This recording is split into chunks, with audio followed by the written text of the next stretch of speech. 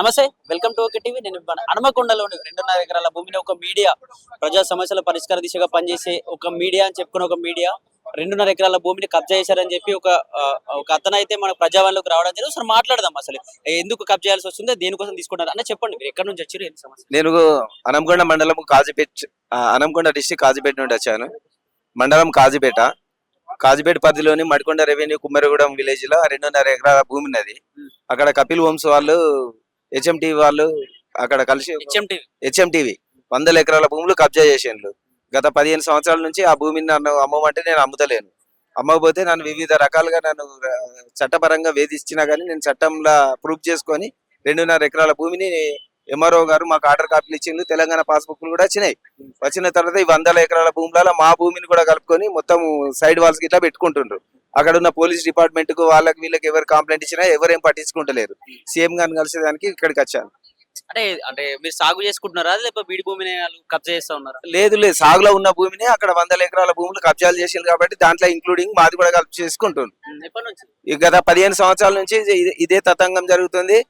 ఆ తతంగంలో మేము ఎంతమంది అధికారుల కంప్లైంట్ ఇచ్చినా గానీ ఎవరేం పట్టించుకుంటలేరు. మీరు 15 సంవత్సరాల నుంచి అంటున్నారు. గత ప్రభుత్వం కేసీఆర్ ప్రభుత్వంలో ఎవరికైనా చెప్పే ప్రయత్నం చేశారు? కేసీఆర్ ప్రభుత్వానికి చెప్పినా ఇదే పరిస్థితి ఉన్నది. ఇప్పుడు రేవంత్ రెడ్డి దగ్గరికి వచ్చినాము. మరి ఆ సార్ ఏం చేస్తాడో సార్ గురించి చూస్తున్నాం. ఎన్నోసారి ఇక్కడికి రావడం ఇది మూడోసారి. అంటే 2 సార్లు వచ్చినప్పుడు ఏం చెప్పారు ఆన్సర్? వాళ్ళు ఏదో రాస్తారు, దానికి ఏదో అక్కడ ఉన్న సిపి గారికి రాస్తారు, సిపి గారు ఏసీపీకి రాస్తారు, ఏసీపీ గారు సిఐకి రాస్తాడు, సిఐ ఏసీపీకి రాస్తాడు. వీళ్ళ మధ్యనే జరుగుతుంటే అసలు సమస్య పరిష్కారం ఏమైతలేదు. అంటే ఇట్లా ఏమన్నా ఇప్పటికైనా సమస్య పరిష్కారం అవుతుందని ఏమన్నా అనిపిస్తుందా? ఇప్పుడన్నా పరిష్కారం అయితే ఆలోచనతో ఇంత దూరం రావడం జరిగింది. అంటే మీరు రేవంత్ రెడ్డి గారి దగ్గర కావచ్చు, లేకపోతే ఎమ్మెల్యే ఎంపీ దగ్గర కావచ్చు, ఎప్పుడైనా వెళ్ళే ప్రయత్నం చేశారు? అందరి దగ్గరికి వచ్చిన హనంకొండలో ఉన్న ఎంతమంది ఉన్నారో అధికారులు, అనధికారులు, ప్రజా సంఘాలు అందరి దగ్గరికి పోయి తిరిగి ఇక్కడికి మళ్ళీ ఇది మూడోసారి ఇక్కడికి వచ్చిన. పరిష్కారం కావాలి అనుకుంటున్నా. పరిష్కారం కాకపోతే ఇక మరి ప్రభుత్వాలు ఎందుకు? హనంకొండ ఎమ్మెల్యే నాగరాజు ఆయన దగ్గర కూడా వెళ్ళాను. ఆయన దగ్గరికి పోతే సిఐ గారు చెప్పారు.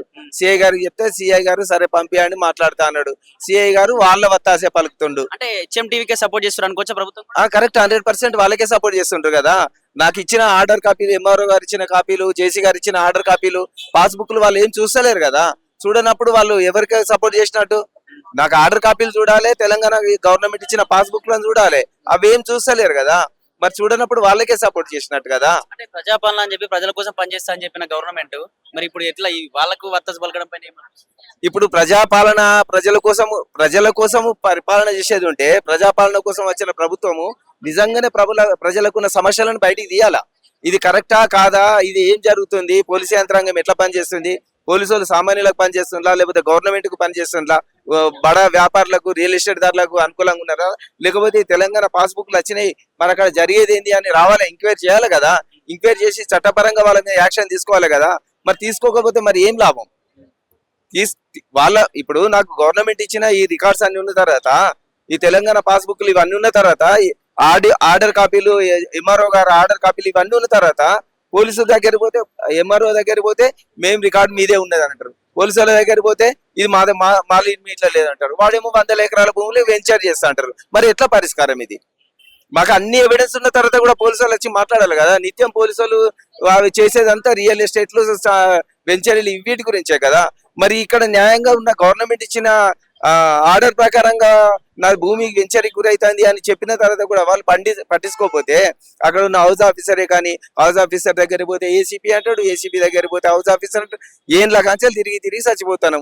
మరి ఇప్పుడు ఇదంతా ఎందుకు? ఇక ఈ గవర్నమెంట్ అనేది ఎందుకు? సామాన్యులను చూడాలి కదా. మరి చూస్తలేరు అక్కడ.